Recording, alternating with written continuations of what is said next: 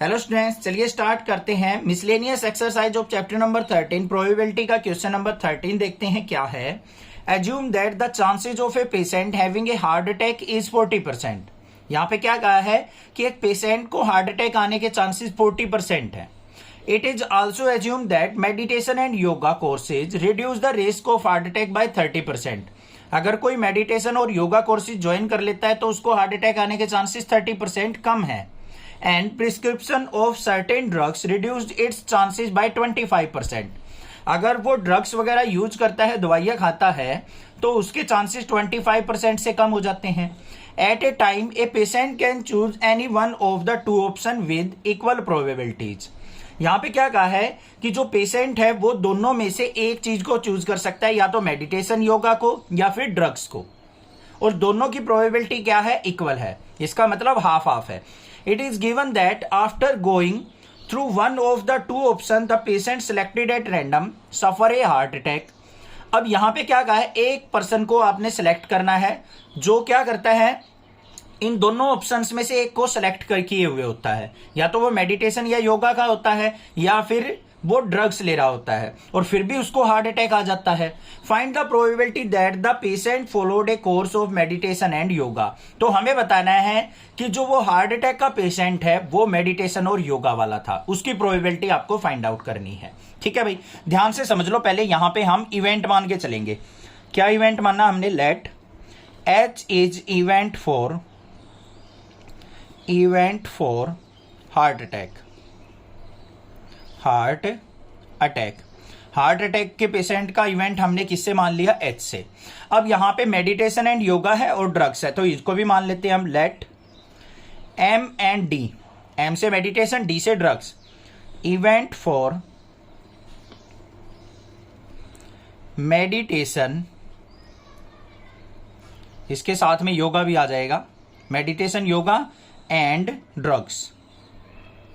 ये हमारे इवेंट हो गए भाई, बात क्लियर हो गई। अब यहां पे हमें लेनी है प्रोबेबिलिटी ऑफ मेडिटेशन और प्रोबेबिलिटी ऑफ ड्रग्स, दोनों इक्वल कही है उसने। यहां पे देखो क्या दे रखी है, at a time patient can choose any one of the two options with equal probabilities. Meditation और ड्रग्स दोनों की प्रोबेबिलिटी इक्वल दे रखी है, तो मतलब क्या होगी, 1/2। इसको लिख सकते हैं हम 0.5। अब बात आती है मेन इंपॉर्टेंट क्वेश्चन की। हमें दे रखी है यहां पे probability of H/M। Heart attack आने वाला पेशेंट मेडिटेशन वाला होगा, उसकी प्रोबेबिलिटी क्या होगी बच्चों, ध्यान से देख लो। उसने क्या कहा है, हार्ट अटैक आने की प्रोबेबिलिटी क्या है, 40% है। ठीक है, अगर वो मेडिटेशन और योगा वाला है तो उसके चांसेस 30% कम हो जाते हैं हार्ट अटैक के। तो मतलब कितने चांसेस रहे उसके हार्ट अटैक आने के बच्चों, 70% रहे या नहीं रहे। देखो मान लो 100 पेशेंट है, ध्यान से समझ लो ये बात, 100 टोटल पर्सन है। अगर उसमें से सभी के सभी योगा करते हैं तो 30% चांसेस कम हो जाएंगे कि उसको हार्ट अटैक नहीं आएगा। तो 30% चांसेस कम हो गए तो मतलब क्या हो गए, इसमें से 30 सब्ट्रैक्ट कर लेंगे, 70% चांस बच गए हार्ट अटैक आने के। और उस 70% में से भी 40% को हार्ट अटैक आता है, तो 70% का 40% हम यहां पे फाइंड आउट कर लेंगे। वो वैल्यू हो जाएगी patient of heart attack with meditation का। तो यहां पे देखो क्या हो जाएगी, 100 में से 30% सब्ट्रैक्ट करने हैं तो 1 माइनस में क्या कर लेंगे हम, 30%। टोटल प्रोबेबिलिटी 1 होती है, उसमें से 30% चांसेस तो अपने आप ही कम हो गए अगर वो योगा वगैरह करता है तो। और इसका 40% ऑफ 40%। अब इसमें से 30% सब्ट्रैक्ट हो जाएंगे, मतलब 70 बच गई। 70 में से 40 होंगे जिनको हार्ट अटैक आएगा, क्योंकि 30% तो उसने पहले ही कह दिया भाई 30% को तो आएगा ही नहीं, वो अपने आप ही ठीक हो जाएंगे, उनका जो है हार्ट प्रॉब्लम नहीं आएगी। तो बचे कितने, 70%। 70% में से 40% क्या होंगे, हार्ट अटैक के पेशेंट। बात क्लियर हो गई या नहीं, यही चीज समझने की है बस। तो यहां पे 1 माइनस 30% करेंगे तो मतलब कितना हो गया, यहां पे 70%। यहां पे 1 लगा लो या फिर 100 लगा लो, आपकी मर्जी है। 100% माइनस 30% लिख लो अगर आपको कंफ्यूजन हो रही है तो। 100% में से 30% तो वैसे बच गए, और जितने बचे उसमें से 40% को हार्ट अटैक आ रहा है, तो 70% ऑफ 40%। इसका मतलब क्या हो गया, 70% का मतलब क्या हो गया, 70/100 और मल्टीप्लाई 40/100। इसको सिंप्लीफाई कर लो, कितना आ गया, 0 से 0, 0 से 0 कट गया, 7 4 जा 28/100, मतलब कितना आ गया, 0.28। ये आ गया हमारा प्रोबेबिलिटी किसकी, हार्ट अटैक आने वाले की और मेडिटेशन करने वालों की। अब ऐसे ही हमें दे रखे probability of drugs bye meditation. अब जो ड्रग्स ले रहे हैं उनकी प्रोबेबिलिटी क्या है, 25% को हार्ट अटैक नहीं आएगा, तो 100 माइनस 25%, और इसका 40%,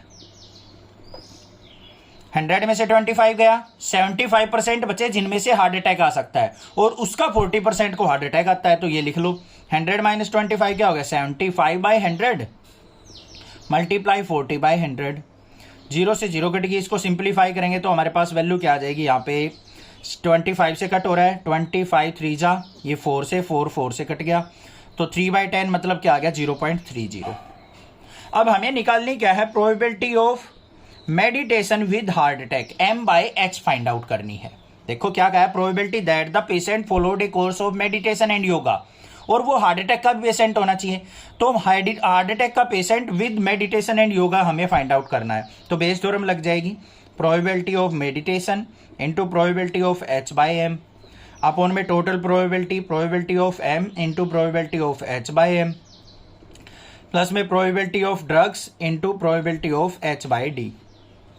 क्लियर हो गया, निकालो भाई, ये कितना है, 0.5 इंटू ये वैल्यू कितनी थी, 0.28 डिवाइड बाय 0.5 इंटू 0.28, और प्लस में प्रोबेबिलिटी ऑफ डी, यहाँ पे देखो कितनी दे रखी है हमें, ये भी 0.5 और मल्टीप्लाई में 0.30।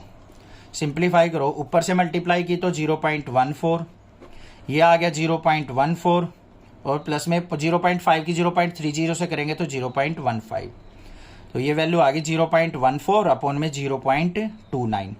पॉइंट से पॉइंट रिमूव, तो 14/29 प्रोबेबिलिटी आ गई हमारी कि मेडिटेशन करने वाले को हार्ट अटैक आएगा। समझ में आ गई बात, क्लियर है क्वेश्चन? एक बार स्टेटमेंट ध्यान से पढ़ लेना, तब आपको ये चीज क्लियर हो जाएगी कि भाई किस तरीके से हमने ये कैलकुलेशन की है। अगर अब भी कुछ प्रॉब्लम है तो एक बार यहां से वीडियो दोबारा रोल बैक करके देखिए, और फिर भी कोई दिक्कत आती है तो आप मुझसे पूछ सकते हैं, मैं आपकी हेल्प करूंगा। Thank you students for watching, next classes video.